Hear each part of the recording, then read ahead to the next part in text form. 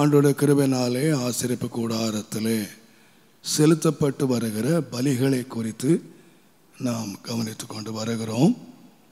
நான் சொன்னது போல சர்வாங்க தகன பலி, போஜன பலி, சமாதான பலி, பாவ நிவாரண பலி, குற்ற நிவாரண பலி என்கிற 5 முக்கியமான பலிகளை நாம் தேவ கிருபையினாலே நாம் ஆராய்ந்து கொண்டு வருகிறோம். நாம் கடந்த வாரங்களிலே பாவ நிவாரண பலியை குறித்து நாம் சிந்திப்பதற்கு தேவன் நமக்கு இரக்கம் பாராட்டி கொண்டு வருகிறார். லேவியராகமம்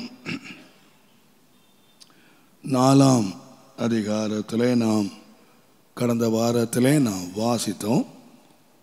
4ஆம் அதிகாரம் முதல் 4 வசனங்களை நான் வாசிக்கிறேன். பின்னும் கர்த்தர் மோசேயை நோக்கி, நீ இஸ்ரவேல் புத்திரரிடத்திலே சொல்ல வேண்டியது என்னவென்றால், ஒருவன் கர்த்தருடைய கட்டளைகளில் யாதொன்றை அறியாமையினால் மீறி செய்யத்தகாததை செய்து பாவத்துக்குட்பட்டால் அறிய வேண்டியதாவது, அபிஷேகம் பெற்ற ஆசாரியன் ஜனங்கள் குற்றத்துக்கு உட்படத்தக்கதாக பாவம் செய்தால், தான் செய்த பாவத்து நிமித்தம் பழுதற்ற ஒரு இளங்காளையை பாவ நிவாரண பலியாக கர்த்தருடைய சந்நிதியிலே கொண்டு வர கடவன். நீங்கள் 13ஆம் வசனத்தை வாசிப்பீர்களானால், இஸ்ரவேல் சபையார் எல்லாரும் அறியாமையினால் பாவம் செய்து காரியம் தங்கள் கண்களுக்கு மறைவாய் இருக்கிறதினால் கர்த்தருடைய கட்டளைகளில் யாதொன்றை மீறி செய்யத்தகாததை செய்து பாவத்துக்கு உட்பட்டு குற்றவாளிகள் ஆனால், அவர்கள் செய்த பாவம் தெரிய வரும்போது சபையார் அந்த பாவத்து நிமித்தம் ஒரு இளங்காளையை ஆசரிப்பு கூடாரத்துக்கு முன்பாக பலியிட கொண்டு வர வேண்டும். 22ஆம் வசனம், ஒரு பிரபு தன் தேவனாகிய கர்த்தருடைய கட்டளைகளில் யாதொன்றை மீறி அறியாமையினால் செய்யத்தகாததை செய்து பாவத்துக்கு உட்பட்டு குற்றவாளியானால், தான் செய்தது பாவம் என்று தனக்கு தெரிய வரும்போது அவன் வெள்ளாடுகளிலே பழுதற்ற ஒரு இளங்கடாவை பலியாக கொண்டு வந்து. 27ஆம் வசனம், சாதாரண ஜனங்களில் ஒருவன் அறியாமையினால் கர்த்தரின் கட்டளைகளில் யாதொன்றை மீறி செய்யத்தகாததை செய்து பாவத்துக்குட்பட்டு குற்றவாளி ஆனால், தான் செய்தது பாவம் என்று தனக்கு தெரிய வரும்போது அவன் தான் செய்த பாவத்து நிமித்தம் வெள்ளாடுகளில் பழுதற்ற ஒரு பெண் குட்டியை பலியாக கொண்டு வந்து. கடந்த வாரத்திலே நான் சொன்னேன், இந்த 4ஆம் அதிகாரத்திலே அறியாமையினாலே பாவம் செய்து அவர்கள் பாவத்துக்குட்பட்டால் என்று சொன்னாலும், எல்லாருக்கும் ஒரே விதமான நியாய தீர்ப்பை தேவன் அங்கே சொல்லவில்லை. பரிசுத்த ஸ்தலத்திலே நிற்கிற ஒரு ஆசாரியன் அறியாமையினாலே பாவம் செய்வானானால் அவன் ஒரு பழுதற்ற ஒரு இளங்காளையை கொண்டு வர வேண்டும். ஜனங்கள் அறியாமையினாலே பாவம் செய்வார்களானால் ஒரு இளங்காளையை கொண்டு வர வேண்டும். ஒரு பிரபு அறியாமையினாலே பாவம் செய்வானானால் அவன் ஒரு ஆட்டு கடாவை கொண்டு வர வேண்டும். சாதாரண ஒரு ஜனம் பாவம் செய்வானானால் அவன் ஒரு பெண்ணாட்டுக்குட்டியை கொண்டு வர வேண்டும். பாவம் ஒன்றுதான். ஆனால் ஒருவன் எவ்வளவு தேவனை அறிந்திருக்கிறானோ, அல்லது அந்த ஒரு ஸ்தானத்தை தேவன் கொடுத்திருக்கிறார். ஒரு ஆசாரியன் என்ற ஒரு ஸ்தானம், ஒரு சாதாரண ஜனம் என்ற ஒரு ஸ்தானம். அவர்கள் தேவனை அறிந்திருக்கிறது எவ்வளவோ அதற்கேற்ற விதமாக தேவன் தண்டிக்கிறதை, தேவன் அந்த பாவ நிவாரணத்துக்கு பலி செலுத்துகிறதை நாம் பார்க்கிறோம். இதில் மிக முக்கியமாக நீங்கள் கவனிப்பீர்களானால், முதலாவது ஆண்டவர் சொன்னார் ஒரு அபிஷேகம் பெற்ற ஒரு ஆசாரியன். 2வது சகல ஜனங்கள், சபை முழுவதும் பாவம் செய்திருச்சு. அப்போ நான் நினைக்கிறேன், ஒரு ஆசாரியன் பாவம் செய்த போது ஒரு பழுதற்ற ஒரு இளங்காளையை செலுத்துகிறான். சபை முழுவதும் பாவம் செய்த போது ஒரு இளங்காளை தான் சொல்லியிருக்கு. அப்போது சபை முழுவதும் சேர்ந்து பாவம் செய்கிறதை விட ஒரு தனி மனிதனாகிய ஒரு ஆசாரியன் பாவம் செய்வதை தேவன் பெரிய கணக்காக எடுத்துக்கொள்ளுகிறார். எத்தனையோ லட்சம் பேர் அந்த இஸ்ரவேல் சபையில் இருக்கிறார்கள். அவர்கள் எல்லாரும் சேர்ந்து பாவம் செய்துட்டா ஒரு காலை தான் சொல்லியிருக்கு. ஆனால் ஆசாரியன் ஒருவன் மாத்திரம் பாவம் செய்வால் ஒருத்தனுக்கு அதை விட அதிகமான ஒரு பனிஷ்மெண்ட் கொடுக்கப்பட்டது. ஏனென்று கேட்டால், ஒரு தலைவன் தவறுவான் ஆனால் the whole congregation is affected. ஒரு தலைவனாக ஒருவன் தேர்ந்தெடுக்கப்படுகிறது ஒரு பெரிய பாக்கியம், ஆனால் பெரிய உத்தரவாதம். அவன் மிக கவனமாக இருக்க வேண்டும். ஒரு மேய்ப்பனை வெட்டு மந்தைகள் சிதறடிக்கப்படும் என்று எழுதப்படும். ஒரு 1000 ஆடு இருக்கு, ஒரு 10 ஆடு அதில் சிதறடிக்கப்பட்டுட்டா கூட ஒரு பெரிய பிரச்சனை இல்லை. ஆனால் எப்போ ஒரு சிதறடிப்பு வரும் என்று சொன்னால், மேய்ப்பன் வெட்டப்படுகிற வேளை, ஒரு மேய்ப்பன் தவறு செய்கிற வேளையில் அது பெரிய ஒரு பாதிப்பை உண்டாக்கி விடுகிறது. அதனால்தான் சத்துரு எப்போதுமே ஊழியர்களுடைய குடும்பத்துக்கு விரோதமாக அவன் எப்பொழுதுமே ரொம்ப கவனமாக இருக்கிறது. விசுவாசிகள்லாம் ரொம்ப ஈஸியாக பேசிடுவாங்க, ரொம்ப வாயில் நாக்கு இல்லாதபடி பேசிடுவாங்க. ஆனால் அவர்கள் ஒரு போதகர்களாக இருக்கிறதுனாலே அவர்கள் எவ்வளவு போரை சந்திக்கிறார்கள் என்பது அநேகருக்கு தெரியாது. தேவனுடைய நாமத்துக்கு மகிமை உண்டாவதாக.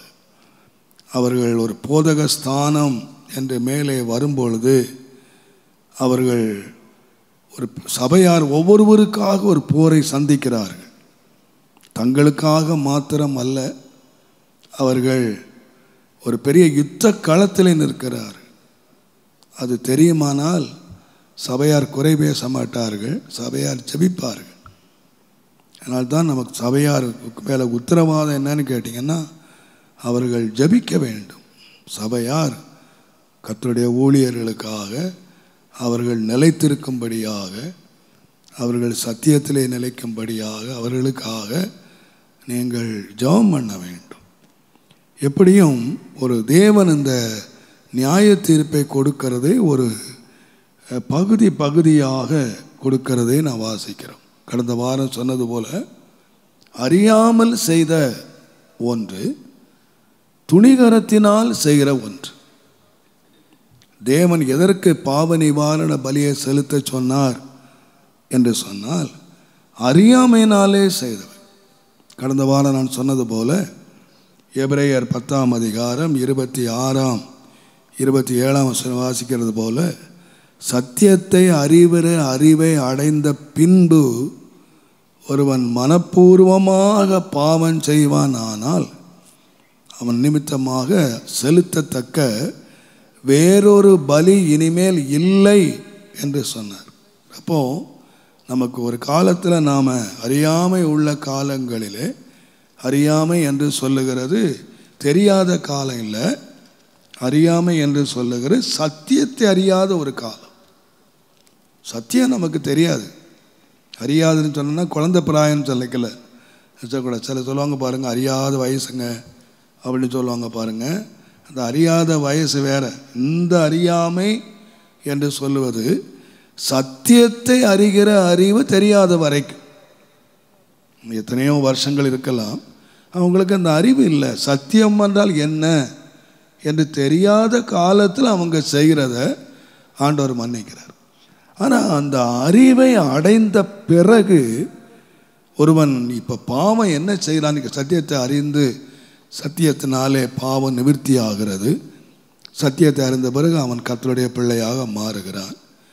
இப்போ எப்படி செய்கிறான் என்று சொன்னால், மனப்பூர்வமாக செய்கிறான் அல்லது துணிகரமாக செய்கிறான். ஏன் துணிகரமாய் செய்கிறார்கள் என்று சொன்னால், இங்கே ஒரு சில சம்பவங்களை நீங்கள் வாசிக்கலாம். தேவனுடைய நாமத்துக்கு மகிமை உண்டாவதாக. பிரசங்கியின் புஸ்தகத்திலே 8ஆம் அதிகாரம் 11ஆம் வசனத்திலே, துர்க்கிரியைக்கு தக்க தண்டனை சீக்கிரமாய் நடவாதபடியினால் மனுபுத்திரருடைய இருதயம் பொல்லாப்பு செய்ய அவர்களுக்குள்ளே துணிகரம் கொண்டிருக்கிறது. ஏன் மனுஷன் துணிகரம் கொள்றான் அப்படின்னு சொன்னீங்கன்னா, அந்த பொல்லாப்புக்கு ஏற்ற தண்டனை உடனே வரல. அந்த தேவன் தண்டனையை உடனே செலுத்தலை. பழைய ஏற்பாட்டு காலத்துலலாம் பார்த்தீங்கன்னா உடனே பனிஷ்மெண்ட், உடனே தண்டனை. ஆனால் நான் நினைக்கிறேன் இந்த கிருபையில் காலத்தில் ஆண்டவர் ரொம்ப கிருபையாக இருக்கிறார், நீடிய பொறுமையாக இருக்கிறார். ஆனால் இதை மனிதர்கள் இன்றைக்கு தவறாக புரிந்து கொள்ளுகிறார்கள், தேவனுடைய பலவீனமாக நினைத்து விடுகிறார்கள். துர்க்கிரியைக்கு தக்க தண்டனை உடனே நடவாதபடியினால் அவருடைய இருதயத்தில் அது ஒரு பெரிய துணிவை கொண்டு வந்து விடுகிறது. முடிவு என்னன்னு கேட்டிங்கன்னா, பெரிய ஆபத்தை அவர்கள் சந்தித்து விடுகிறார்கள். அடிக்கடி கடிந்து கொள்ளப்பட்டும் தன் இருதயத்தை கடினப்படுத்துகிறவன் சகாயமின்றி சடுதியாய் நாசமடைவான் என்று நீதிமொழிகள் 29:1 நினைக்கிறேன். துணிகரம், துணிந்து என்ற வார்த்தை நம்முடைய வாழ்க்கையில் வரக்கூடாது. சங்கீதக்காரன் சொன்னது போல, துணிகரமான பாவங்கள் என்னை ஆண்டு கொள்ள ஒட்டாதிரும் என்று அவன் ஜெபம் பண்ணினான். நம்முடைய வாழ்க்கையில் எப்பொழுதும் பயந்திருக்கிறவன் பாக்கியவான் என்று எழுதியிருக்கிறது போல ஒரு தேவ பயத்தோடு நம்முடைய வாழ்க்கை வாழ வேண்டும். நீங்கள் சவுலுடைய வாழ்க்கையை கூட நீங்கள் வாசித்தீங்கன்னா, 1 சாமுவேல் 13ஆம் அதிகாரத்தில் 12ஆம் வசனத்தில், எனக்கு விரோதமாய் வந்து விடுவார்கள் என்றும் நான் இன்னும் கர்த்தருடைய சமூகத்தை நோக்கி விண்ணப்பம் பண்ணவில்லை என்றும் எண்ணி துணிந்து ஏன் பலி செலுத்தினேன்? சர்வாங்க தகன பலியை நான் செலுத்தினேன். சர்வாங்க தகன பலியை அறியாமைனால செலுத்தலை. அவனே சொல்லுகிறான், நான் துணிந்து பலியை செலுத்தினேன். நான் அந்த பலியை செலுத்தக்கூடாது. நான் ஒரு ஆசன், நான் ஒரு ராஜா. நான் பலி செலுத்த வேண்டியது யாருன்னு கேட்டிங்கன்னா, அதை செலுத்த வேண்டிய ஆசாரியன் இருக்கிற சாமுவேல் சொல்லி அனுப்புகிறார், நீ 7 நாள் எனக்காக பொறுத்திரு, எனக்காக நீ காத்திரு, நான் வருவேன். 7 நாள் அவன் காத்திருக்கிறான்.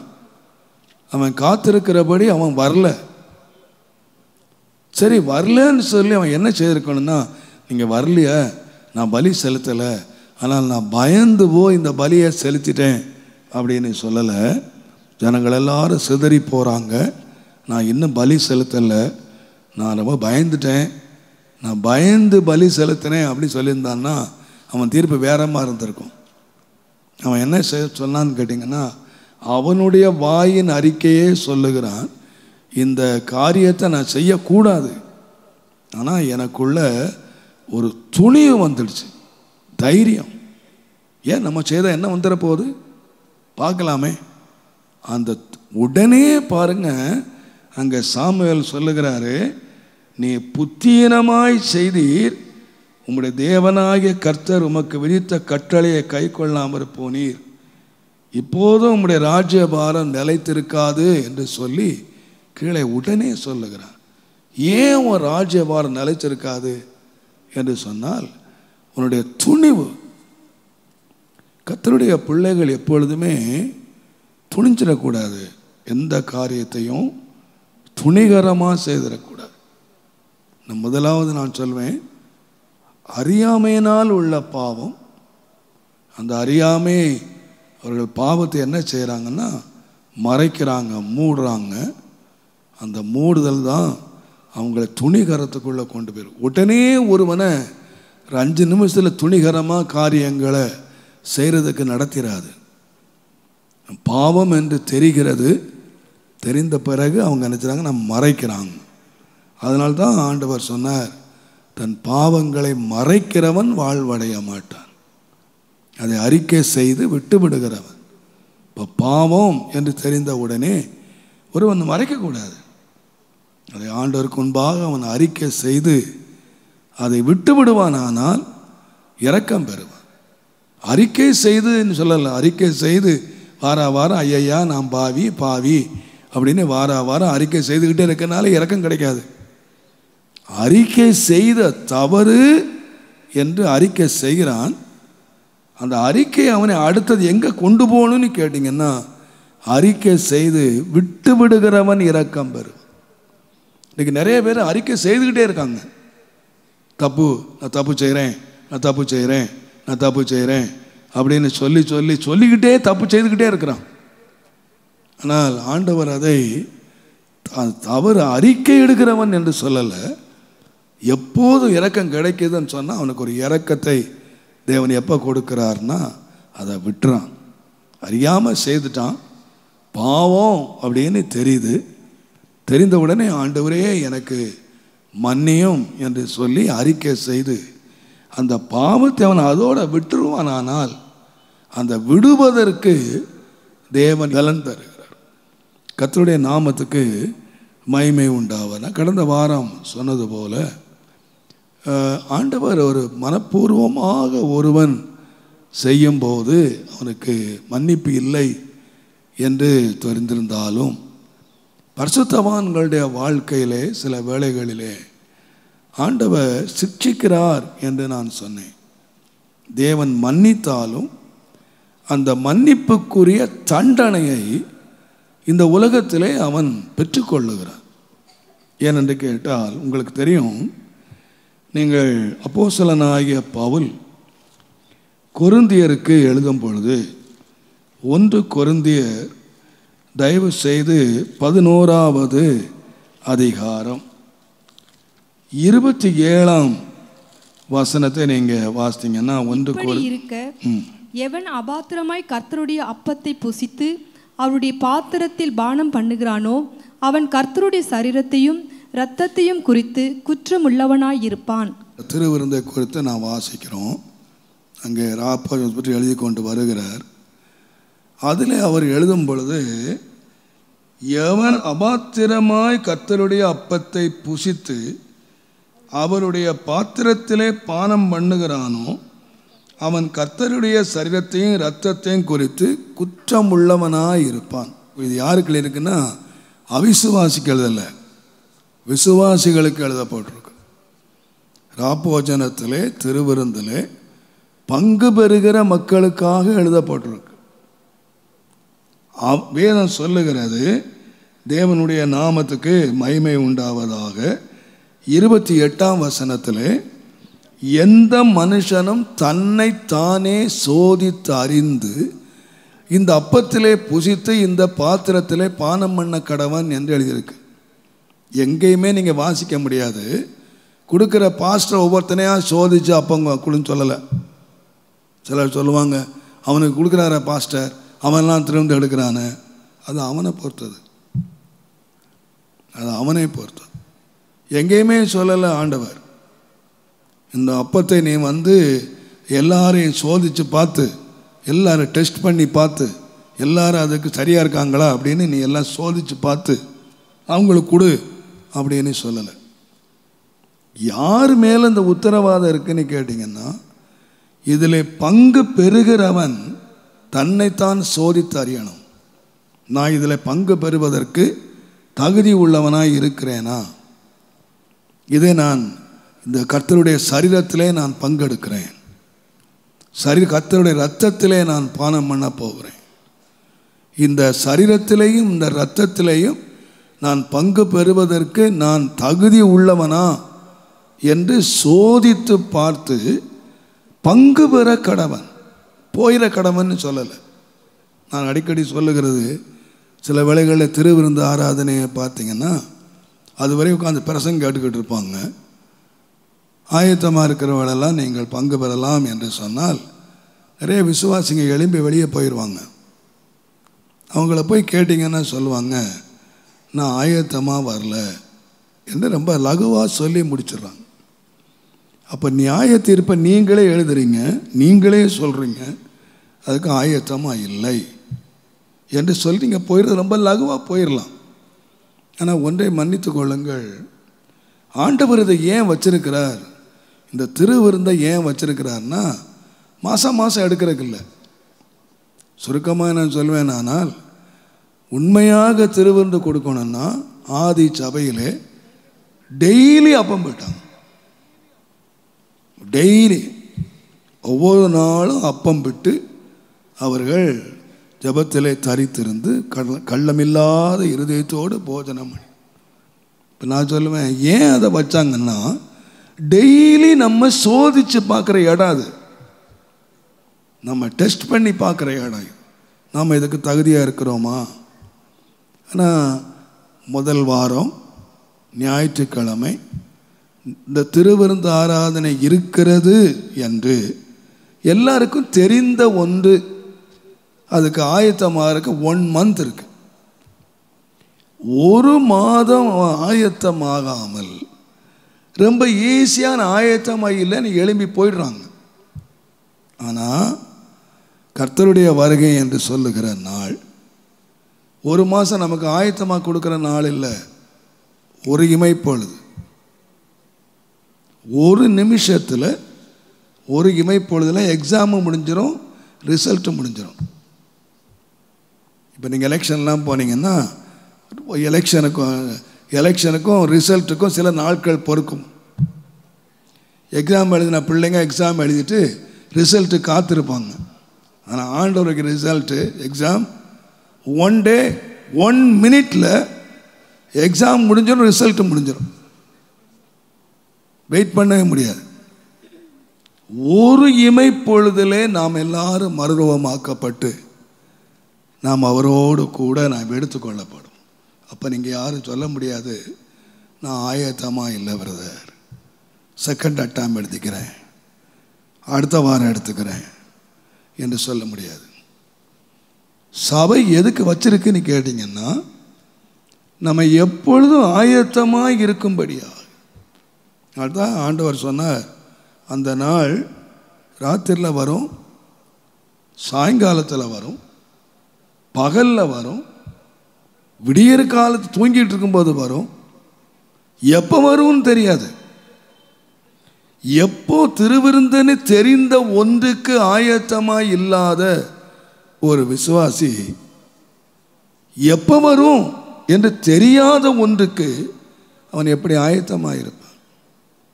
அதனால் துணிகரமாக எடுத்துருன்னு சொல்லலை. நான் போனால் தானே பாஸ் கேட்குறாரு, எழும்பி போனால் தானே அவங்க விசாரிக்கிறாங்க, ஏன் எடுக்கலை, அதுக்கு பதில் சொல்ல வேண்டியிருக்கு, எடுத்துகிட்டு போயிட்டால் தொந்தரவே இல்லை. சிலருக்கு இன்றைக்கெல்லாம் திருவிருந்தெல்லாம் ஒரு ரொட்டீன். முதல் வாரம் திருவிருந்து வழக்கம் போல் போயிட்டு என்னெல்லாம் செய்யணுமோ செய்துட்டு திருவிருந்து எடுத்துகிட்டு போயிடுறேன். குடிச்சிட்டும் எடுத்துகிட்டு போயிடுவேன், என்ன வேணாலும் எடுத்துகிட்டு போயிடுவேன். அது ஒரு சோதனையும் இல்லை. அதனால தான் அங்கே சொல்லியிருக்கிறீங்க பார்த்தீங்கன்னா, அநேகர் இதனாலே சிட்சிக்கப்படுகிறார்கள், தண்டிக்கப்படுகிறார்கள், வியாதியாக இருக்காங்க, சிலர் மரணத்தை சந்திச்சிருக்காங்க. ஏன்? தன்னை சோதித்து பார்க்காமல், தன்னை அவங்க ஆராய்ஞ்சு பார்க்கல, எல்லாத்தையும் மூடிட்டு மறைச்சிட்டு அப்படியே வழக்கமாக அதை ஒரு ரொட்டீன் இல்லை. இல்லை, ஆண்டவரை வச்சிருக்க என்னன்னு கேட்டிங்கன்னா, அவனவன் தன்னைத்தான் சோதிக்கிறதுக்கு. இது ஒவ்வொருத்தரையாக பாஸ்டர் சோதிக்க வேண்டியதில்லை, ஒவ்வொருத்தரையாக அடுத்தவங்க சோதிக்க வேண்டியதில்லை. அவனவன் தன்னைத்தான். அப்போ ஒரு கிறிஸ்தவன் எப்பொழுதும் அவனுக்கு ஒரு அனுபவம் இருக்கணும். தேவனுக்கு முன்பதாக தன்னை எப்பொழுதும் சோதித்து அறிகிற அனுபவம் இருக்கணும். தன்னைத்தான் பார்க்கணும். மற்றவங்களை நீங்கள் அறிய வேண்டிய அவசியம் இல்லை. நான் தகுதியாக இருக்கிறேனா? இந்த கேள்வி ஒவ்வொரு கிறிஸ்தவன் கேட்டானா ரொம்ப நல்லாயிருக்கும். நான் அதில் தான் ஆண்டவர் சொன்னார், உன் கண்ணில் உத்திரத்தையே வச்சுட்டு நீ போய் அடுத்தவன் கண்ணில் இருக்கிற தூசியை பார்த்துட்ருக்காப்பா. அவன் கண்ணில் தூசி தான் இருக்குது, ஆனால் உன் கண்ணில் உத்திரமே இருக்கு, உனக்கே அது தெரியலை. இது நான் மற்றவங்களை சோதித்து நாம் அறிஞ்சிருக்கோம். ஆனால் கர்த்தருடைய பிள்ளைகளாகிய நாம் ஒவ்வொரு நாளும் நம்மை சோதிக்கணும், ஒவ்வொரு நாளும் நம்மை அறியணும். ஆண்டவரே, எவ்ரிடே ஒரு அருமையான பாட்டு உண்டு, நேசரே உம் திருவருகை இந்நாளில் இருந்திடினும் ஆசையுடன் அதை சந்திப்பதற்கு என்னை ஆயத்தமாக வச்சுக்கிடும் சுவாமி. கர்த்தர் கிருபையாக நமக்கு நாட்களை கொடுத்துருக்கிறார். ஆனால் இன்றைக்கு வருகை இருக்குமானால், நான் சொல்லுவேன், இன்றைக்கு மரணம் இருக்குமானால் ஒவ்வொரு தேவனுடைய மனுஷனும் நாளைக்கு என்றல்ல, இன்றைக்கு நான் படுக்கை போவதற்கு முன்பதாக இன்றைக்கு தேவனுடைய வருகை இருக்குமானால் நான் ஆயத்தமாக இருக்கிறேனா? ஆண்டவர் எக்ஸாமுக்கு டேட் கொடுக்கறதில்ல, இந்த டேட்டில் எக்ஸாம், இதற்கு நீங்கள் ஆயத்தமாகுங்கள் என்று ஆண்டவர் சொல்கிறதில்ல. நினையாத நேரம், நீங்கள் அறியாத வேளை, கர்த்தராகிய இயேசு வருவார். கர்த்தருடைய பிள்ளைகளாகிய நாம் அதற்கு ஆயத்தமாக இருக்க வேண்டும் என்று சொன்னார். இன்றைக்கு நிறைய உபதேசங்கள் வந்து சொல்லுகிறார்கள், ஆண்டவர் எல்லாம் மன்னிச்சிட்டார், இனி பாவம் செய்தால் கூட நமக்கு தண்டனை கிடையாது, நாம் ஒரு கிருபையின் காலத்தில் இருக்கிறோம் என்று சொல்லுகிறார்கள். அவர்களிடத்தில் நாம் சில வசனங்களை சொன்னால் அது பழைய ஏற்பாடு, இப்போ ரொம்ப அட்வான்ஸாக வந்துட்டாங்க. இயேசு கிறிஸ்து சிலுவையிலே அறையப்படுவதற்கு முன்னால் உள்ள வாக்கியங்களெல்லாம் நம்ம எடுத்துக்க வேண்டியதில்லை. அப்படின்னா இப்போ அவங்க என்ன சொல்கிறாங்கன்னு கேட்டிங்கன்னா, மத்தேயு, மார்க்கு, லூக்கா, யோவான் கூட இப்போ எடுத்துக்க வேண்டியதில்லை. ஏன்னா இதெல்லாம் அவர் சாவருக்கு முன்னால் இல்லையா, அவர் செத்த பிறகு ஒன்று தானே எழுதியிருக்கு. இனி ரொம்ப திரும்பி ரொம்ப ஆழமாக கேட்டிங்கன்னா அப்புறம் எதில் கொண்டு கை வைப்பாங்கன்னு தெரியல. இப்போ ரொம்ப ரொம்ப டீப்பாக போயிட்டாங்க. என்ன, ஆண்டவர் நம்ம கிருபையில் இருக்கிறார், கர்த்தர் கிருபை வந்து எல்லாத்தையும் கழுவுது. அதனால் ஒரு பாஸ்டர் பேசுகிறாரு, தண்ணி அடித்தாலும் பாவம் இல்லையா, சினிமாவுக்கு போனாலும் பாவம் இல்லையா, என்ன செய்தாலும் வந்து கிருபை வந்து கழுவீர் தான். நான் நினைக்கிறேன் இவங்கெல்லாம் இந்த மாதிரி ரூட்டில் போயிட்டாங்கன்னு நினைக்கிறேன். இவங்க தன்னை காப்பாற்றிக்கிறதுக்கு இவங்க தன்னை வச்சுருக்காங்க ஒரு வழி. நான் சொல்கிறேன், அப்படி வேதத்திலிருந்து நீங்கள் எங்கே காட்ட முடியாது. தேவனுடைய நாமத்துக்கு மகிமை உண்டாவதாக. நான் யோசித்து கொண்டு இருந்தேன், பரிசுத்த வாழ்க்கைன்னு சொல்கிறது விதைப்பும் அறுப்புமான அனுபவம். பவுல் சொன்னார், ஒருத்தன் எதை விதைச்சானோ அதை என்ன செய்யணும் சொல்லுங்க, விதைச்சதை என்ன செய்யணும், விதைச்சிட்டா கண்டிப்பாக அறுக்கணும். அது அறுவடை இல்லாமல் நீங்கள் அந்த ஒரு விதைக்கிறதுக்கு ஒரு காலம் இருக்குது. விதைக்க ஒரு காலம் உண்டு, அறுக்க ஒரு காலம் உண்டு. எனக்கு ரொம்ப, நீங்கள் தப்பாக நினச்சிக்காதீங்க, பவுல் தான் எழுதினார், விதைக்க நான் விதைத்ததை எவன் எதை விதைத்தானோ அதை அறுப்பான். பவுல் வந்து வித்தியாசமான ஒரு நிருபத்தை ஆக்கியவன் எழுதியிருக்கிறாரு. 12 அப்போஸ்தலரும் வித்தியாசமான ஒரு அனுபவத்தில் வந்திருக்காரு. அவரை போல பாடுபட்டவங்க அப்போஸ்தலர்கள் யாருமே இல்லை. அவர் பாடுபடுவதற்காகவே அவர் தெரிந்து கொள்ளப்பட்டார். அந்த மாதிரி நீங்கள் பாடுபட்டவங்க யாரும் படுவாங்கன்னா இன்றைக்கு நிற்பாங்களா? இன்றைக்குள்ள ஊழியர்கள் இருக்கட்டும், என்னையே நான் யோசித்து பார்த்தா இந்த மாதிரி பாடுகள்லாம் எனக்கு வருவானா, நான் நிற்பேனா அப்படிங்கிறது பெரிய கொஸ்டின் தான். வரல, அதனால் பேசுகிறேன் நான். ஒருவேளை எனக்கு அந்த விதமான ஒரு பவுலுடைய அனுபவம் எனக்கு இருக்குமானால் நான் எப்படி நிற்பேன், அதை எப்படி வந்து நான் வந்து தாக்கு பிடிப்பேன் அப்படிங்கிறது வந்தால் தான் தெரியும். நான் வராத வரைக்கும் தைரியமாக பேசலாம், அந்த பாதையை கடந்து போகாத வரைக்கும் எல்லாருமே பேசலாம். ஆனால் அந்த மனுஷன் தான் எதை விதைச்சானோ அதை அறுப்பான் என்று அவர் எழுதினார். அவருடைய வாழ்க்கை நீங்கள் நல்லா யோசித்து பாருங்கள். அவர் ரொம்ப பாடுபட்டார். ஆனால் அந்த பாடுகளெல்லாம் ஏன் பட்டார்னா, அவர் ஒரு காலத்தில் விதைச்சார், அதை அறுத்தார், அவ்வளோதான். அவருடைய வாழ்க்கையை நீங்கள் கம்பேர் பண்ணி பாருங்கள். அவர் வந்து அப்போஸ்தலர் 7ஆம் அதிகாரம் 58 59 வசனத்தில் கல்லெறிவதற்கு நான் சம்மதித்திருந்தான். சவுல் அவனை ஸ்தேவானை கல்லெறிவதற்கு அவன் வந்து சம்மதித்திருந்தான். தேவனுடைய நாமத்துக்கு 58 59 வாசித்தீங்கன்னா அவன் சம்மதம் தெரிவித்தான்.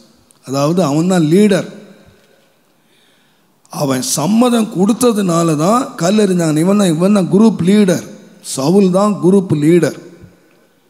கல்லெறிய சொன்னது யாருன்னு கேட்டிங்கன்னா சவுல். இப்போ சவுல் பவுலாக மாறிட்டார். இப்போ ஊழியராக மாறிட்டார். நீங்கள் வாசித்து பார்த்தீங்கன்னா தேவனுடைய நாமத்துக்கு மகிமை உண்டாவதாக. அப்போஸ்தலர் நடபடிகள் 14ஆம் அதிகாரம் 19ஆம் வசனத்தில் அவனை கல்லெறிந்து அவனை இழுத்து கொண்டு போனார். இவன் கல்லெறிய சம்மதிச்சான். அவனை வாழ்வில் என்னத்தை அனுபவிச்சான்னு கேட்டிங்கன்னா கல்லெறிந்து அவனை இழுத்து கொண்டு போனார்கள். 2 கொரிந்தியர் 11ஆம் அதிகாரம் 25ஆம் வசனத்திலே ஒரு தரம் நான் கல்லெறியப்பட்டேன். ஸ்தேவானை கல்லெறிஞ்சு கொல்றதுக்கு சம்மதிச்சார். பட் அவருடைய ஓட்டத்தை முடிச்சிட்டாரு. அவர் பலனை பெற்றுட்டார். ஆனால் தான் செய்ததை தன்னுடைய வாழ்க்கையில் அனுபவித்து தான் கண்ணை மூடினார். அப்போ தேவன் அதற்கு ஒரு சிக்ஷை ஏன்னு கேட்டிங்கன்னா நான் சொன்னேன் பாருங்கள். அந்த 11ஆம் அதிகாரத்தை நீங்கள் அதை முதல்ல வாசி நல்லாயிருக்கும். அந்த 1 கொரிந்தியர் 11ஆம் அதிகாரம் 31 32 வசனத்தில் நம்மை நாமே நிதானித்து அறிந்தால் நாம் நியாயந்தீர்க்கப்படும். நாம் நியாயந்தீர்க்கப்படும் போது உலகத்தோடே ஆக்கினைக்குள்ளாக தீர்க்கப்படாதபடிக்கு கர்த்தராலே நாம் சிக்ஷிக்கப்படுகிறோம். நமக்கு ஏன் சிக்ஷைன்னு கேட்டிங்கன்னா உலகத்தாருக்கு ஆக்கினை இருக்கிறது. அவங்க ஆக்கினை தீர்ப்படைகிறாங்க. நம்மை தேவன் நித்திய ஆக்கினைக்குள்ள தீர்க்காதபடிக்கு தேவன் என்ன பண்ணுறாருன்னு கேட்டிங்கன்னா ஒரு பனிஷ்மெண்ட், ஒரு சின்ன தண்டனையை ஆண்டவர் கொடுத்து ஒரு பாவத்துக்கு ஒரு தண்டனை அவன் விடுதலையாக்கப்படுகிறான். அப்போது கர்த்தருடைய பிள்ளைகளுக்கு இருக்கிற சிக்ஷை அவிசுவாசிகளுக்கு உள்ளது ஆக்கினை தேவனுடைய நாமத்துக்கு. அதனால்தான் கர்த்தர் எவனை நேசிக்கிறாரோ அவனை சிக்ஷிக்கிறார். எதுக்குன்னு கேட்டால் பரிசுத்தத்தில் பங்குள்ளவன் ஆகும்படி அவனை இந்த உலகத்திலேயே அவனை சிக்ஷித்து சீர்படுத்தி விடுகிறார். அப்போ அந்த பவுலுடைய வாழ்க்கையை நீங்கள் பார்த்தீங்கன்னா அவன் கல் எறிஞ்சான். அவனை கல் எறிஞ்சாங்க, இழுத்து கொண்டு போனார். நீங்கள் அப்போஸ்தலர் 8ஆம் அதிகாரம் 3ஆம் வசனத்தில் நீங்கள் வாசிப்பீர்களானால் புருஷரையும் ஸ்திரீகளையும் இழுத்து கொண்டு போய் காவலிலே போடுவித்து சபையை பாழாக்கி கொண்டிருந்தான். நீங்கள் அப்போஸ்தலர் 14ஆம் அதிகாரம் 19ஆம் வசனத்தில் பட்டணத்திற்கு வெளியே பவுலை இழுத்து கொண்டு போனார். கல்லெறிஞ்சி அவனை இழுத்துட்டு போனான். சவுலா இருக்கும்போது நீ என்ன செய்த? நீ அடித்து இழுத்துட்டு போன. பவுலா மாறிட்ட, அப்போஸ்தலனா மாறிட்ட. அவனுக்கு என்ன நடந்ததுன்னு கேட்டிங்கன்னா அவனை இழுத்து கொண்டு போனார்கள். பட்டணத்துக்கு வெளியே இழுத்து கொண்டு போனார்கள். நீங்கள் அப்போஸ்தலர் 9ஆம் அதிகாரம் 2ஆம் வசனத்தையும் 22ஆம் அதிகாரம் 4ஆம் வசனத்தையும் நீங்கள் வாசித்தீங்கன்னா பரிசுத்தவான்களை கட்டி சிலரை காவலிலே ஒப்புவித்து மரணபரியும் துன்பப்படுத்தினான். கட்டுவித்தான், அவர்களை பிடிச்சு கட்டினான். நீங்கள் அதே பவுலுடைய வாழ்க்கை நீங்கள் பார்த்தீங்கன்னா 22ஆம் அதிகாரம் அப்போஸ்தலர் 22ஆம் அதிகாரம் 25ஆம் வசனத்தில் அவனை வாரினாலே கட்டும்போது தன்னுடைய பழைய வாழ்க்கையில் பரிசுத்தவான்களை கட்டினான். அவனுடைய ரட்சிக்கப்பட்டான், அபிஷேகம் பெற்றான். அப்போஸ்தலன் ஆயிட்டாரு.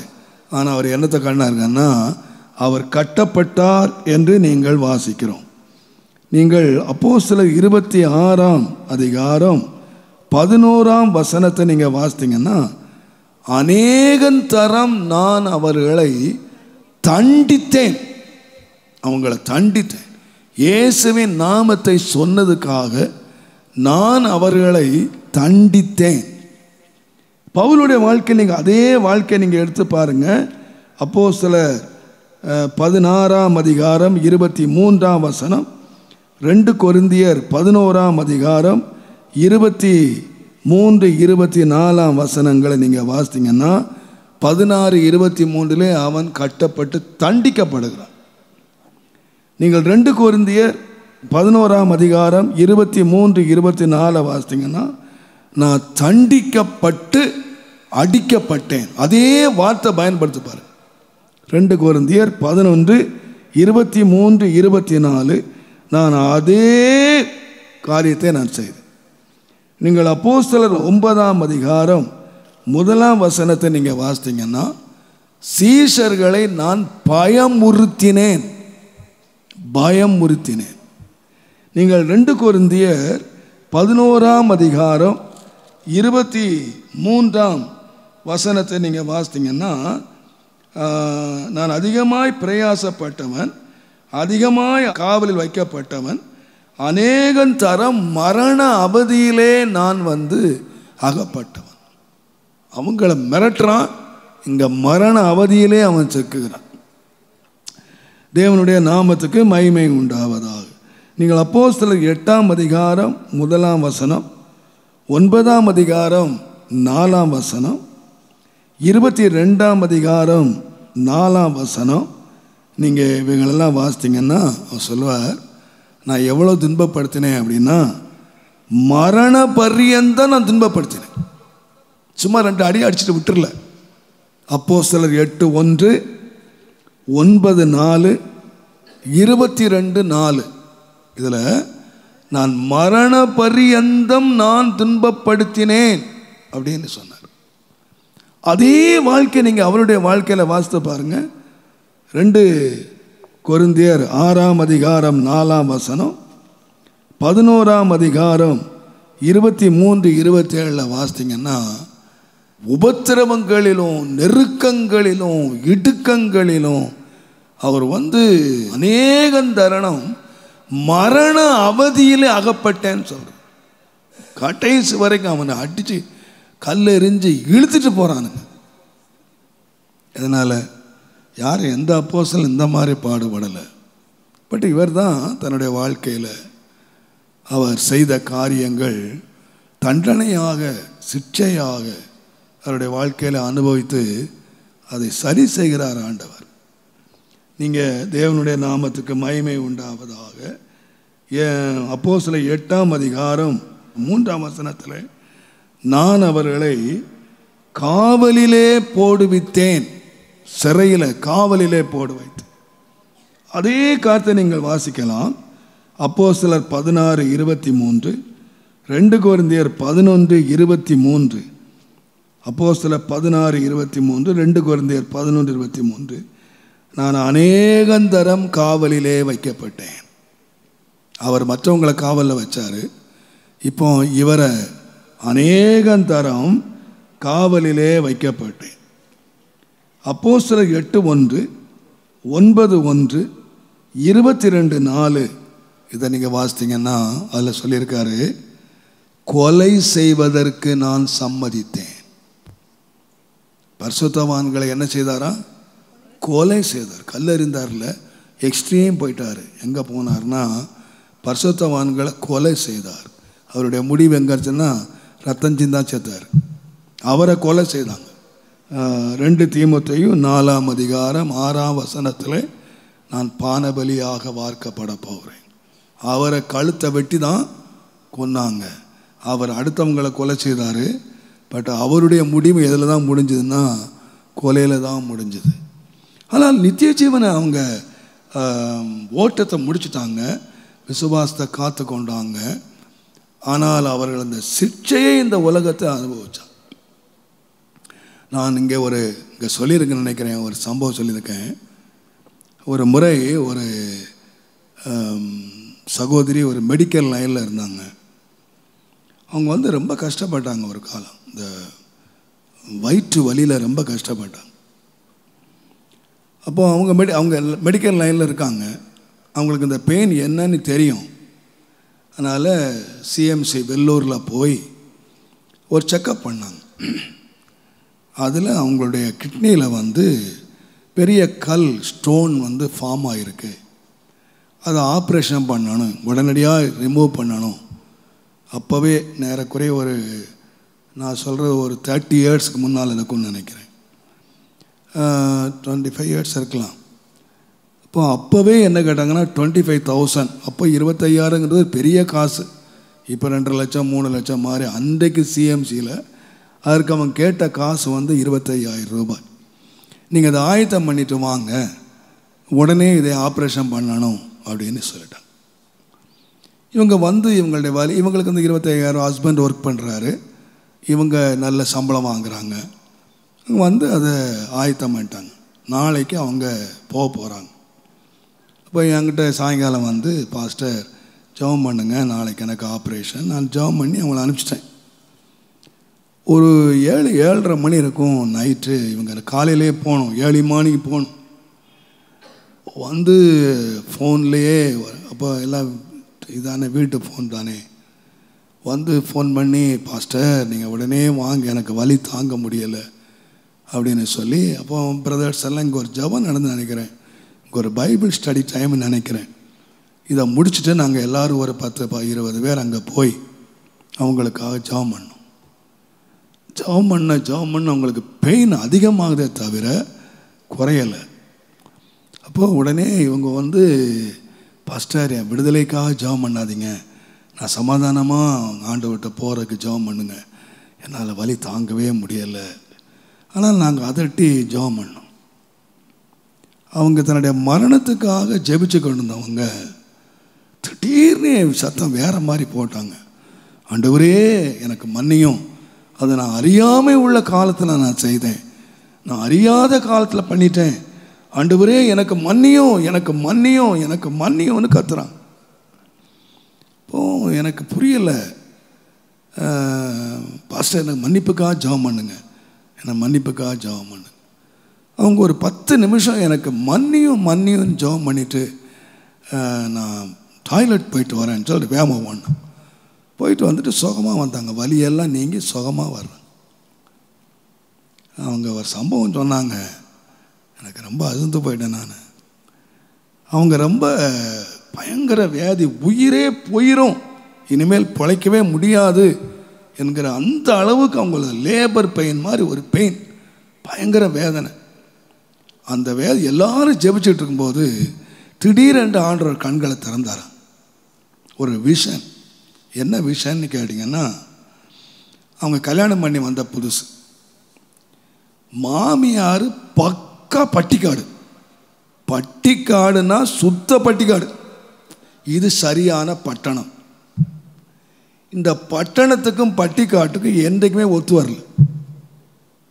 அது ஒன்று சொன்னால் இது ஒன்று செய்யும்.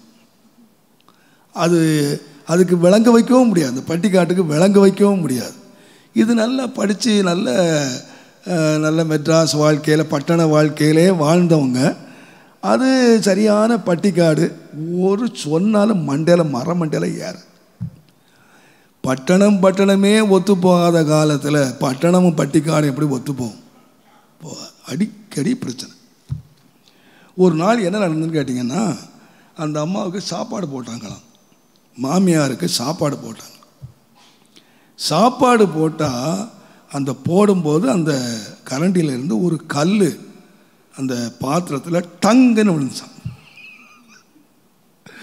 அப்போ மனசு சொல்லிச்சான், அந்த கல்லை எடுத்துட்டு மாமியாருக்கு சாப்பாடு கொடுன்னு. அப்போ ரட்சிக்கப்படலை, ஹிந்து. அந்த கல்லை எடுத்துட்டு சாப்பாடு கொடு. இவங்க சொன்னாங்களா, இந்த கல் அந்த கிளை வயிற்றுல போய் வேதனை கொடுக்கட்டும். அது பட்டிக்காட்டு கிளவி, அது ரொம்ப ரொம்ப இந்த பட்டணம் மாதிரி திங்கிற ஆள் இல்லை, வச்சு அவுக்குன்னு திட்டுற மாதிரி. அது பட்டிக்காடியில் தான் ஆளை பார்த்துட்டா, அது கல்லை எடுத்து போட்டு, அது கல்லை எடுத்து போட்டு இப்படி தின்னுட்டு போயிடுச்சு. 25 years 25 வருஷம் கழித்து இந்த மாதிரி ரட்சிக்கப்பட்டாங்க. இப்போ இந்த வேதனை படும்போது அந்த விஷனை பார்த்தாங்களாம். அன்றைக்கு சாப்பாடு போடுறாங்க, அந்த கல் உழுது, அது சொல்கிறாங்க இந்த தின்னுட்டவ வேதனை படட்டும் அப்படின்னு முணுத்துக்கிட்டு அந்த பிளேட்டை கொண்டு வைக்கிறாங்க. அது தின்னுட்டு போயிடுச்சு. இந்த விஷனை பார்த்துட்டு அப்போ கர்த்தர் சொன்னாராம், இந்த கல் அந்த ஒரு விதவை வயிற்றில் போயிருந்தா அவளை என்ன வேதனைப்படுத்தியிருக்கும் அப்படிங்கிறத நீ அறிஞ்சுக்கணும். இதை சொல்ல வேண்டியதான் அம்மா என்ன சொன்னாங்களா, ஆண்டவரே நான் தெரியாமல் செய்துட்டேன் மன்னிச்சுக்கிடும் அப்படின்னு சொன்ன உடனே அவங்க சொல்கிறாங்க, எனக்கு அந்த டாய்லெட் போயிட்டேன், கல்லெல்லாம் சுக்கு நூறாக உடஞ்சி வெளியே போயிடுச்சு, நோ ஆப்ரேஷன், அப்போவே ஹீலிங். அப்போ நான் சொல்கிறேன், சில வேளைகளில் நம்முடைய வாழ்க்கையில் வர்ற வேதனைகள் நாம் யோசிக்கணும்.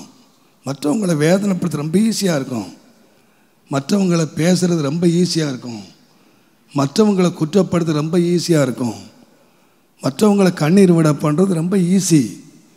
பட் அதே கண்ணீரை நம்முடைய வாழ்க்கையில் அனுபவிக்கும் போது அது ரொம்ப கஷ்டம். ஆண்டவர் அதை அனுபவிக்க பண்ணிடுறாரு. கஷ்டத்தை, மற்றவங்க கஷ்டம் எப்படி இருக்கும்னு பாரு, நீயும் பார்த்துட்டு நீ பரலோகத்துக்கு வர போகிறல்ல, நீ சந்தோஷமாக இருக்க போகிறல்ல, இந்த உலகத்தில் நீ படுத்தினது உனக்கு எப்படி இருக்குன்னு அதை பார்த்துட்டு கண்களை மூட சிக்ஷையை கொடுக்குறார் ஆண்டவர். அதே நீ நினச்சிடக்கூடாது, நம்ம பாஸ்டர் எல்லாம் பாவத்தை மன்னிச்சிட்டார்ல, ஓகே நல்லது, மன்னிக்கிறார்.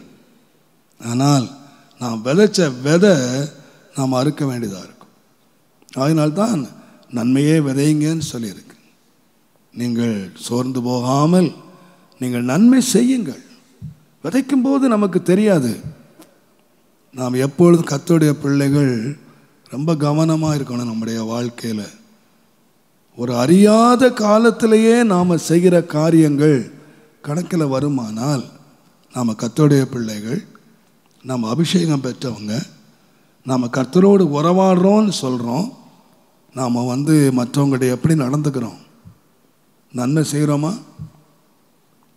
ஒரு அவிசுவாசியினுடைய வாழ்க்கையிலேயே ஆண்டவர் அதை செய்கிறார் என்று சொன்னார். எல்லாருடைய வாழ்க்கையில் பாருங்கள், நான் தாழ்மையாக சொல்வேன், அடிக்கடி சொல்லியிருக்கேன், கர்த்தருடைய தாசன் ஆகிய யாக்கோபு அண்ணனை ஏமாத்தினார், அப்பாவை ஏமாத்தினார், மாமனாரை ஏமாத்தினார், அவர் புத்தியே ஏமாத்தான். இப்போ ஆண்டவர் அவரை ஆசீர்வச்சிட்டார். அவர் ஆண்டவர்கிட்ட உன் பேர் என்னன்னு கேட்டார், எத்தேன் அப்படின்னு சொன்னார், ஆசீர்வச்சிட்டார். ஆனால் நீங்கள் பாருங்கள், அம்மாவும் பிள்ளையும் சேர்ந்து என்ன பண்ணாங்கன்னா ட்ரெஸ்ஸை போட்டு ஏமாத்தினாங்க. ஒரு ட்ரெஸ்ஸை காட்டி கண்ணு தெரியாத அப்பாவை அவர் கேட்குறாரு, என்னடா சத்தம் யாக்கோபு சத்தம் மாதிரி இருக்குது, ஆனால் சரீரம் ஏசா மாதிரி இருக்கு அப்படின்னா எப்படி ஏமாத்தினான்னா ட்ரெஸ்ஸை காட்டி ஏமாத்தினான். அதே மாதிரி பாருங்கள், பிள்ளைங்க ஒரு நாள் ஒரு ட்ரெஸ்ஸை கொண்டு காட்டி உங்கள் தாப்ப பிள்ளை செத்து போனான். உயிரோடு இருக்கிறவனை செத்து போனான்னு அப்பாவை ஏமாத்தினதுக்கு எதுக்கு பயன்படுத்தினா, ஒரு ட்ரெஸ்ஸை பலவர்ணமான அங்கேயே கொண்டு அப்பாவை ஏமாத்தினான். அப்பாவை ஏமாத்தினா, மாமனாரை ஏமாத்தினா, அவனுடைய வாழ்க்கையில் பெரிய அடி எங்கன்னா இதே விதமாக அவன் ஏமாற்றப்படு. இங்கே ஆளை மாறாட்டம் பண்ணி ஏமாத்தினான். ஏசாவை யாக்கோபை போய் ஏசாவா மாற்றி எப்படி மாறாட்டம் பண்ணான். அதே காரியம் நடந்துச்சு பாருங்க. அங்கே ராகேலை கல்யாணம் பண்ணி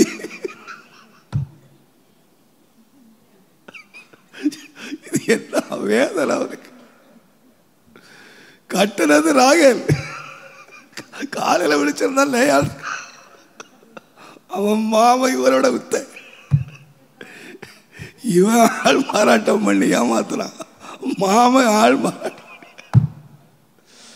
என்ன நடந்தது இப்போதாங்க அவங்க உணர்ந்தான். வாழ்க்கையில் நம்ம ஏமாத்துனா நம்ம ஏமாத்துறதுக்கு வல்லவனுக்கு வல்லவன் ஒருத்தன் இருக்கிறான். ஏமாற்றி ஆசீர்வாதம் வாங்குறது ரொம்ப ஈஸி. ஐயா அப்பாவை ஏமாற்றி அப்பா ஆசீர்வாதம் முழுதும் வாங்கிட்டேன் அப்படின்னு நினச்சிட்டாரு.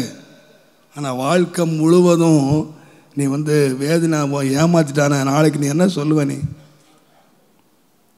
நம்ம மற்றவங்களை ஏமாத்துறது ரொம்ப ஈஸிங்க. சிலருக்கு ஏமாத்துறதே ரொம்ப சந்தோஷமான ஒரு காரியம்.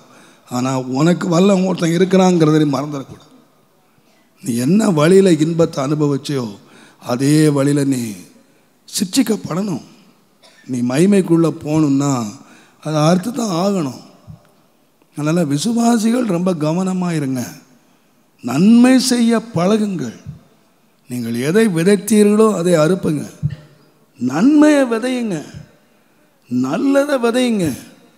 நீங்கள் நல்லதையே அறுக்கிறதுக்கு ஏன்னா கர்த்தர் அதுக்கு உதவி செய்வாராக.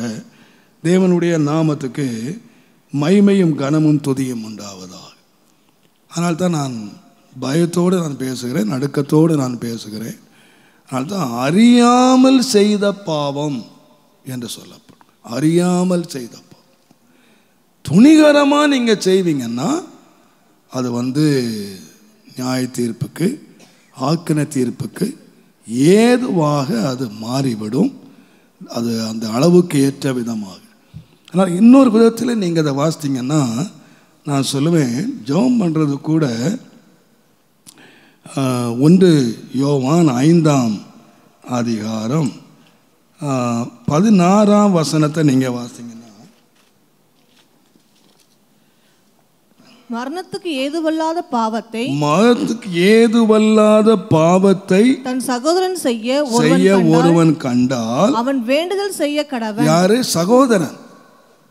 சகோதரன் சொல்றது கர்த்தருடைய பிள்ளைகள், விசுவாசி. மரணத்துக்கு ஏதுவல்லாத பாவத்தை தன் சகோதரன் செய்ய ஒருவன் கண்டால் அவன் வேண்டுதல் செய்ய கடவன்.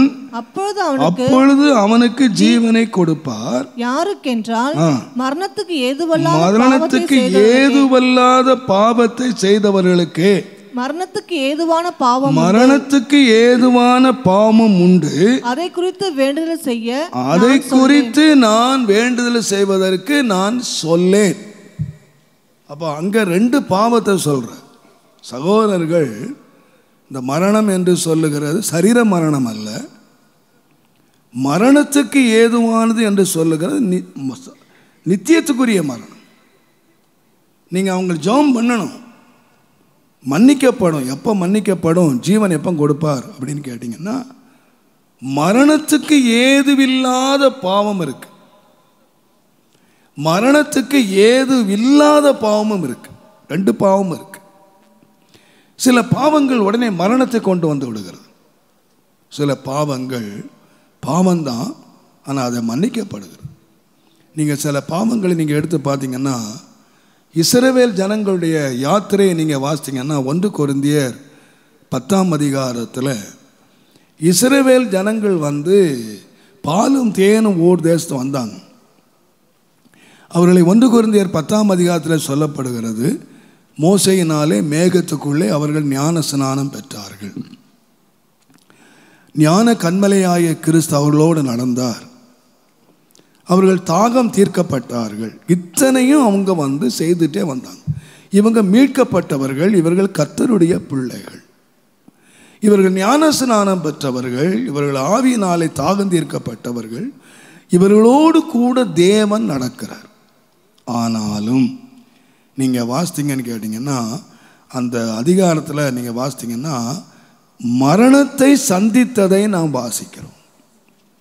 இஸ்ரவேல் புத்திரர் தேவனால் மீட்கப்பட்டவர்கள், ஞான ஸ்நானம் பெற்றவர்கள், மரணத்தை சந்தித்ததை நாம் வாசிக்கிறோம். அவங்க வாக்குத்தத்தம் பண்ணப்பட்ட தேசத்துக்கு போய் சேரல, நடு வழியிலேயே அழிஞ்சு போயிட்டாங்க.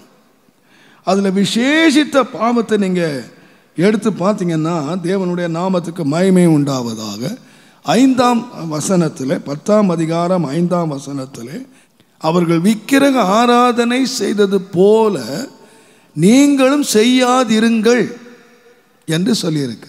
அப்போ இவங்க யாருன்னு கேட்டிங்கன்னா, எகிப்திலிருந்து வெளியே வந்து தேவன் அவர்களுக்கு முன்னாக நடந்து போகிறார். அக்கினி ஸ்தம்பம், மேக ஸ்தம்பம் நடந்து போகிறது. கர்த்தர் அவர்களோடு கூட இருக்கிறார், அவர்களோடு கிரியை நடப்பிக்கிறார், அவர்களை நடத்துகிறார்.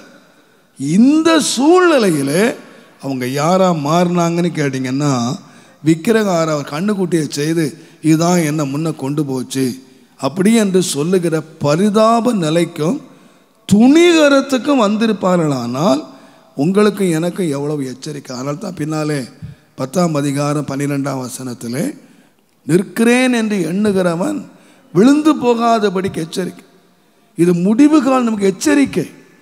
இப்போ த ஃபர்ஸ்ட் என்னன்னு கேட்டிங்கன்னா, பவுல் திருவனந்தபுரத்தை பற்றி கூட எழுதும்போது 1 கொரிந்தியர் 10ஆம் அதிகாரம் 20-21 வாசிக்கும்போது, கர்த்தருடைய பாத்திரத்திலேயும் பேய்களுடைய பாத்திரத்திலே நீங்கள் பானம் பண்ணுகிறீர்கள்.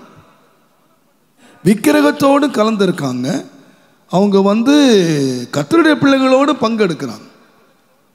குடிகாரனை கண்டா குடிகாரனோட பங்கெடுக்கிறாங்க, விசுவாசிகளை கண்டா விசுவாசிகளோட பங்கெடுக்கிறாங்க, அந்த பேய்களோடு பங்கெடுக்கிறாங்க, விசுவாசிகளோடு பங்கெடுக்கிறாங்க.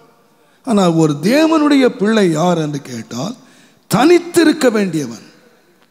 கர்த்தர் என்னை இழுத்துக்கொண்டார், கண்ணை எடுத்துக்கொண்டார். எனக்கும் விக்கிரக ஆராதனைக்கும் சம்பந்தமே இல்லை. அப்போ தேவனுடைய பிள்ளைகள் என்று சொல்லுகிறவர்கள் அந்த சாத்ராக் மேஷாக் அந்த விக்கிரகத்தை வணங்க சொன்ன போது அவங்களுக்கு ஒன்று தெரியும், செத்தாலும் சாவேன், இந்த விக்கிரகத்தை நான் வணங்க மாட்டேன். நாங்கள் அக்கினி, எங்களை ஆராதிக்கிற ஒரு தேவன் இருக்கிறார், எங்களை தப்புவிக்க வல்லவர். ஆனால் இஸ்ரவேல் ஜனங்களை பாருங்க, தேவன் நடத்தி கொண்டு போகிற போதே அவர்கள் இந்த விக்கிரகத்தை ஆராய்த்தார். ஆனால் தான் ஆண்டவர் உபாகமம் 29ஆம் அதிகாரத்தை நீங்கள் வாசிப்பீர்களானால் 29ஆம் அதிகாரம் 18, ஆகையால் அந்த ஜாதிகளின் தேவர்களை சேவிக்க போகும்படி இன்று நம்முடைய தேவனாகிய கர்த்தரை விட்டு அகலுகிற இருதயம் உள்ள ஒரு புருஷனாகிலும் ஸ்திரீயாகிலும் குடும்பமாகிலும் கோத்திரமாகிலும் உங்களில் இராதபடிக்கும் நஞ்சையும் எட்டியையும் முளைப்பிக்கிற யாதொரு வேர் உங்களுக்குள் இராதபடி பாருங்கள். அப்படிப்பட்டவன் இந்த ஆணை உறுதியின் வார்த்தையை கேட்டு தாகத்து நிமித்தம் வெறிக்க குடித்து மன இஷ்டப்படி நடந்தாலும், யாரு இந்த ஆணை உறுதியை கேட்டவன் இப்ப யாரா இருக்கிறான்? நல்லா குடிக்கிறான், நல்ல நல்ல மன இஷ்டம் போல நடக்கலாம் அப்படின்னு சொல்றாங்க. வேதம் சொல்லுது, தேவன் மன்னிக்கிறதுக்கு சித்தமாய் இருக்க மாட்டார். அப்போ வேதம் மன்னிக்க சித்தமாய் இராத காரியம் என்ன சொல்லுதுன்னா, ஒன்று விக்கிரக ஆராதனை. விசுவாசியாக தேவனை அறிந்த பிறகு அவன் போய் மதுபானத்துக்கு அடிமையாவானால் அவனை மன்னிக்க சித்தமாயிறார். இன்றைக்கு அநேக தேவனுடைய பிள்ளைகள் ரகசியமாக வைக்கிறார்கள். தேவனுடைய நாமத்துக்கு மகிமை உண்டாவதாக. தன்னுடைய தாகத்தின் நிமித்தமாக வெறிக்க குடிப்பானால் தேவன் மன்னிக்க சித்தமாகிறார். கர்த்தருடைய நாமத்துக்கு மகிமை உண்டாவதாக. அப்போ இந்த ஆணை உறுதியை கேட்கிற யாரானாலும், இந்த வேதத்தை வைத்திருக்கிற யாரானாலும் என்ன செய்யக்கூடாது என்றால் மதுபானம் குடிக்கக்கூடாது. இன்றைக்கு அநேக சபைகளிலே மதுபானம் அப்பப்போ எடுத்துக்கலாம், தப்பு இல்லை. போதை வஸ்துக்களை எடுத்துக்கொள்ளுகிறார். ஏன் போதகர்களை எடுத்துக்கொள்ளுகிறார்? தப்பு இல்லைன்னு சொல்கிறாங்க. நான் சொல்லுவேன், அது அந்த இடத்துக்கு ஏற்ற மாதிரி குடிச்சிக்கலான்றாங்க. சிலர் சொல்கிற வெளிநாடுகள்லாம் போனீங்கன்னா அவங்க எது குடிக்கிறாங்கன்னா சூடாக்குறதுக்கு. ஒரு பாஸ்டர் பிரசங்கம் பண்ணுறாரு, ஆவியிலே அனலாயிருங்கள்னு சொல்லி. எப்படி அனல் வரும்?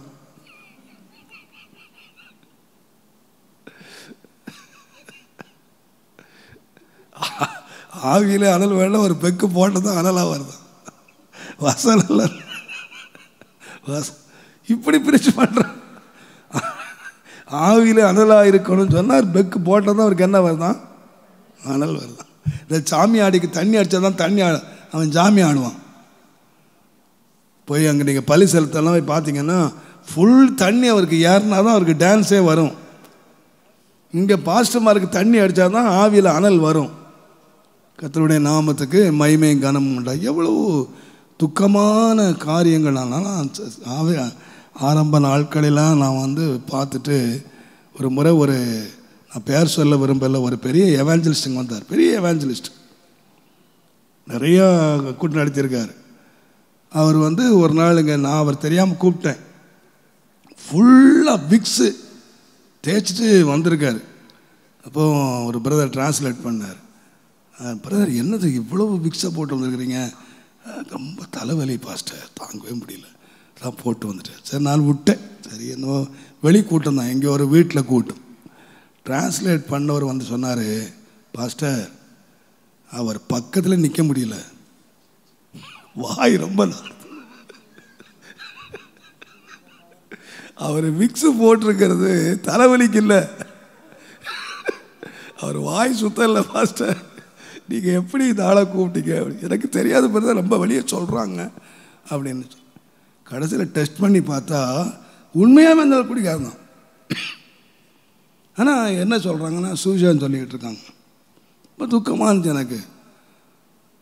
சரி நல்லா பிடிச்சி கேட்டு விட்டேன், இனிமேல் இந்த பக்கம் வந்தியானா நான் வேறு மாதிரி பண்ணிடுவேன். என்ன துணிகரமாக அதுக்கு நிறைய சாக்கெல்லாம் சொன்னார். நான் சொல்கிறேன் இன்றைக்கி. ஆனால் வேதம் என்ன சொல்லுதுன்னு கேட்டிங்கன்னா, இந்த ஆணை உறுதியை கேட்டவன், இந்த வசனத்தை கேட்டவன், இன்னொரு விதமாக சொல்வேன், ஆனால் கிறிஸ்தவன் என்கிற பேரை ஒருத்தன் வச்சிருப்பான்னா, இந்த பைபிளை ஒருத்தன் வச்சிருப்பான்னா அவன் இதுக்கு தகுதி இருக்கக்கூடாது. தேவன் மன்னிக்கவே மாட்டார். அவன் எந்த ஸ்தாபனத்தில் இருக்கட்டும், அவன் பெந்தகோசக்காரனாக இருக்கட்டும், அவன் ரட்சிக்கப்படாதவனாக இருக்கட்டும், கிறிஸ்தவன் என்கிற இந்த ஆணை உறுதி இந்த வார்த்தையை அவன் கேட்குறவன் ஒருத்தன் மதுபானம் பண்ணுவான், ஆனால் கர்த்தர் மன்னிக்க சித்தமாக இருக்கவே மாட்டார். தேவனுடைய நாமத்துக்கு மகிமை உண்டாவதாக. நான் இன்னொன்றை நான் சொல்லி முடிச்சிடுறேன். எபிரேயர் 10ஆம் அதிகாரம் 29ஆம் வசனத்தை நீங்கள் வாசித்தீங்கன்னா, எபிரேயர் 10:20 குமாரனை காலின் கீழ் மிதித்து, தேவனுடைய குமாரனை காலின் கீழே மிதித்து தன்னை பரிசுத்தம் செய்த உடன்படிக்கையின் இரத்தத்தை அசுத்தம் என்று எண்ணி கிருபையின் ஆவியை நிந்திக்கிறவன் எவ்வளவு கொடிதான ஆக்கினைக்கு பாத்திரவானாய் இருப்பான் என்று நீங்க யோசித்து பாருங்க. இது எதனால சொல்லியிருக்குன்னா, இதனுடைய தொடர்ச்சி 26ஆம் வசனத்தை தொடர்ச்சி. சத்தியத்தை அறிகிற அறிவை அடைந்த பிறகு ஒருவன் மனப்பூர்வமாய் பாவம் செய்வானானால் அதனுடைய தொடர்ச்சி தான் இது. ஆண்டவராய் இயேசு ஒருத்தன் மறுதலிச்சு அவருடைய காலின் கீழே மிதித்து தன்னை பரிசுத்தம் செய்த இரத்தத்தை அசுத்தம் என்று எண்ணுவானானால், அந்த கிருபையின் ஆவியை நிந்திப்பானானால் அவன் எவ்வளவு ஆக்கினைக்கு பாத்திரமானாய் இருப்பான் என்று நீங்கள் யோசித்து பாருங்க. நீங்களே யோசித்து பாருங்க. மோசேயினுடைய பிரமாணத்தை ஒருவன் தள்ளுவானானால் 2-3 சாட்சிகளால் அவன் கல்லறியப்படணும் அப்படின்னு சொல்லியிருக்கு. ஆனால் அதை விட உனக்காக ரத்தம் சிந்தி உன்னை மீட்டு எடுத்த ஒரு தேவனாகிய கர்த்தரை நீ மனப்பூர்வமாக பாவம் செய்யும் போது என்ன நடக்குதுன்னு கேட்டீங்கன்னா, அவரை காலின்கீழ மிதிக்கிற, உன்னை பரிசுத்தம் செய்த இரத்தத்தை அசுத்தம் என்று என்ற கிருபையினால் உன்னை மீட்டெடுத்த தெய்வத்தை, அந்த கிருபையை நீ அபத்தமாக்குற.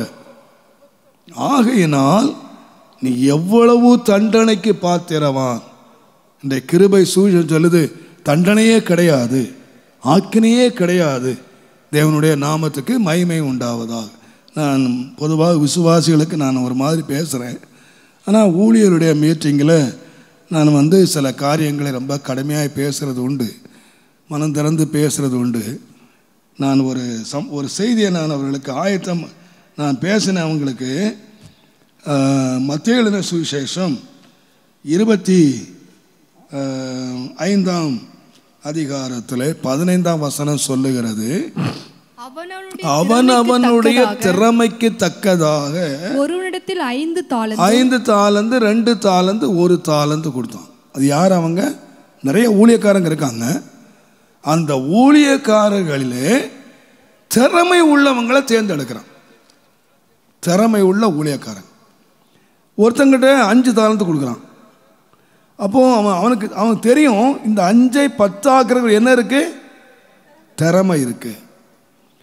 இன்னொருத்தங்கிட்ட கொடுக்குறான் 2 தாலந்து கொடுக்குறான். அப்போ எல்லாருக்கும் ஒரே திறமை இல்லை, ஊழியக்காரர்களை பலதரப்பட்ட திறமை உள்ளவர்கள் இருக்கிறார்கள்.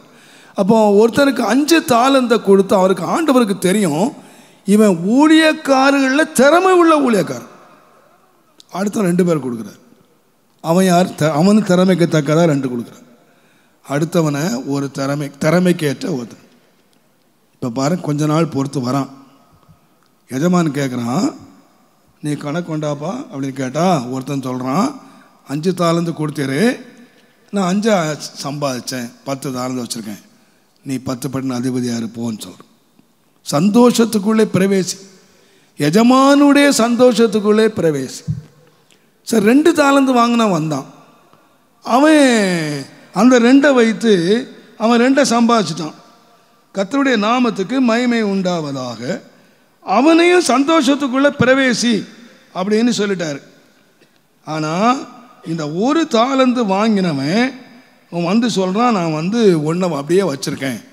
24ஆம் வசனத்தில் நான் பயந்து போய் நான் வச்சுட்டேன் அப்படின்னு சொல்கிறான். 26ஆம் வசனத்தில் பொல்லாதவனும் சோம்பனுமான ஊழியக்காரனே அப்படின்னு கூப்பிட்டுட்டு கீழே சொல்லப்படுகிறது.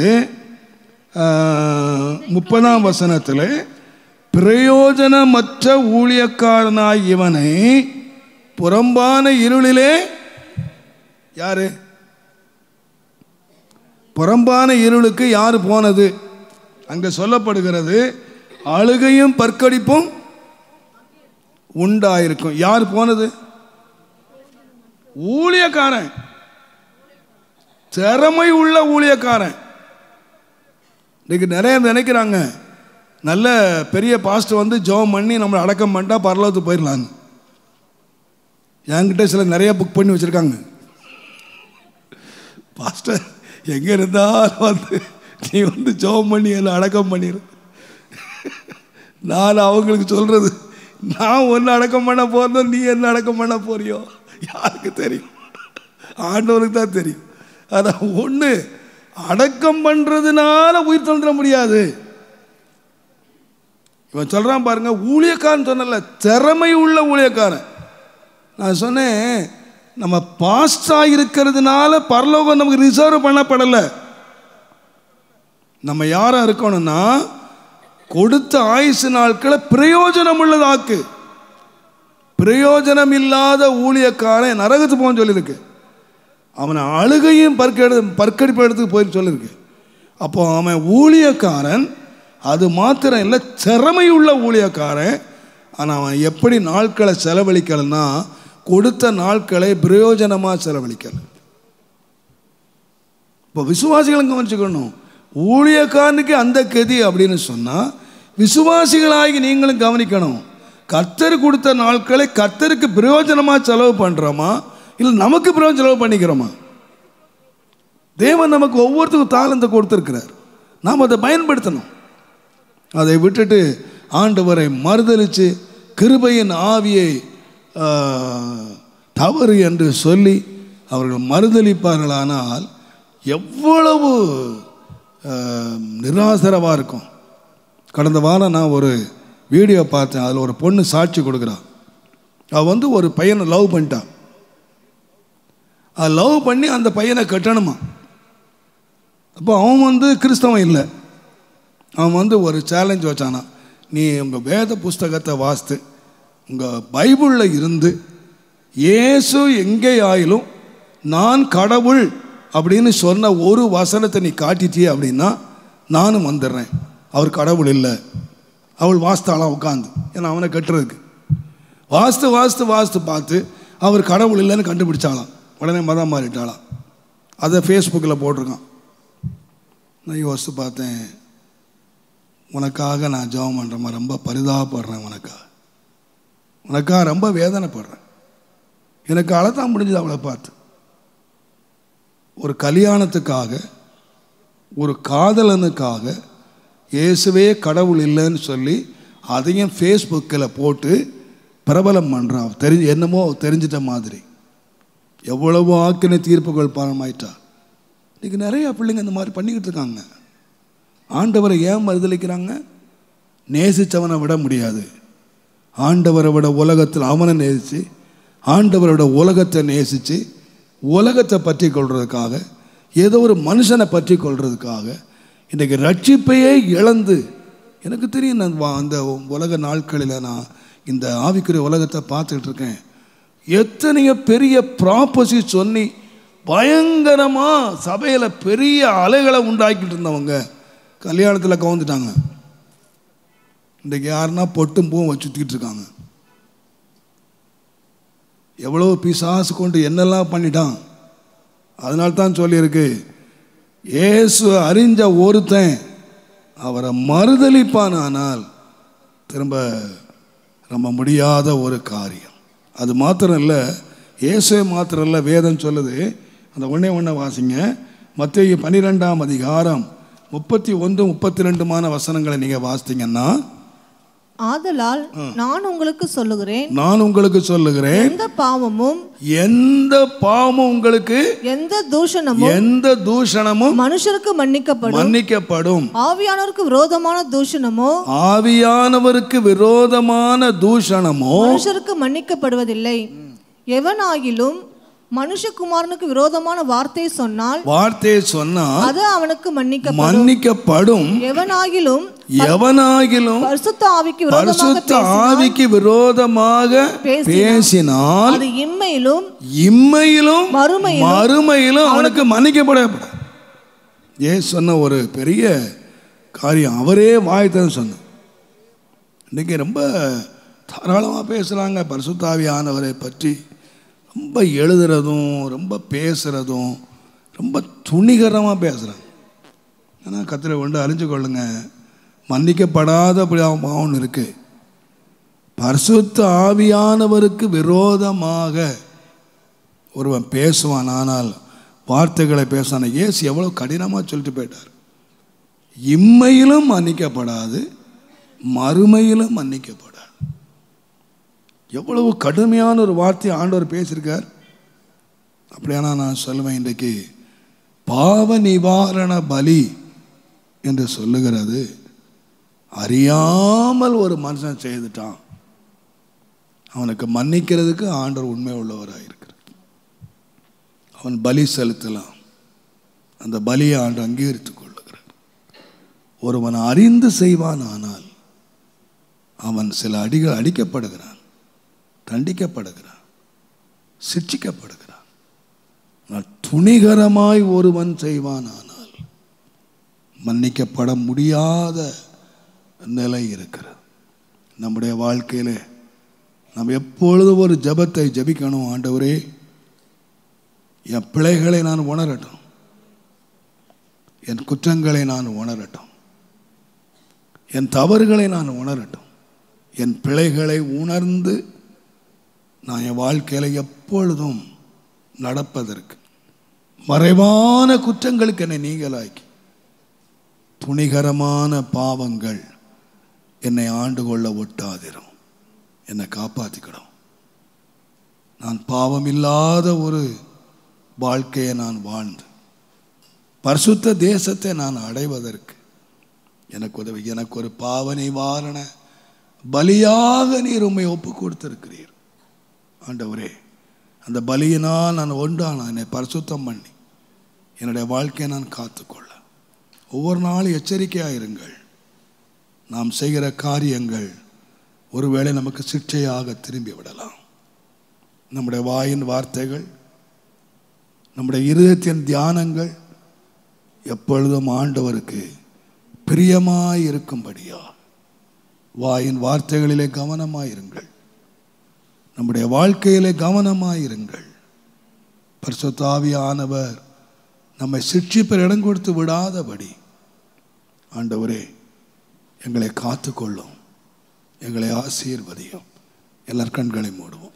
எங்கள் அன்பின் ஆண்டவரே, இந்த ஆசீர்வதிக்கப்பட்ட வேலைக்காக உமக்கு நன்றி.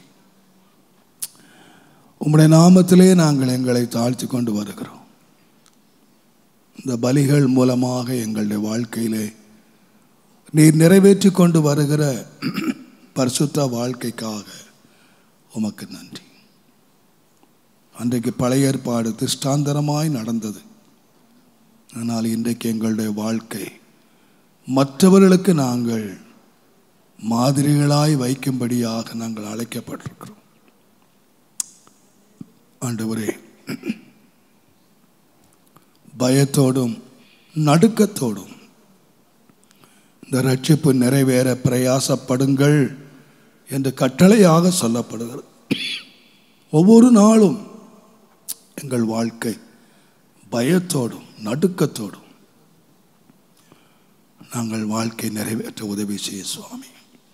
எப்பொழுதும் பயந்திருக்கிறவன் பாக்கியவான் என்று இருக்கிறது போல எப்பொழுதும் தேவனுக்கு பயந்தவர்களே தீமை விட்டு விலகுங்கள் என்று சொல்லியிருக்கிறது போல் நாங்கள் தேவனுக்கு பயந்து தீமை விட்டு விலகி உம்முடைய கிருபையிலே நாங்கள் பெருக உதவி செய்யும். தேவநாமத்தை உயர்த்தி கொள்ளும். ஆசீர்வதியும். பூரண கிருபை உண்டாயிருக்கட்டும். நீர் விரும்புகிற பரிசுத்த வாழ்க்கையை எங்கள் வாழ்க்கையிலே நாங்கள் வாழ்ந்து காட்ட கிருபையாய் உதவி செய்து நடத்தும். இயேசுவின் நாமத்தில் பிதாவே.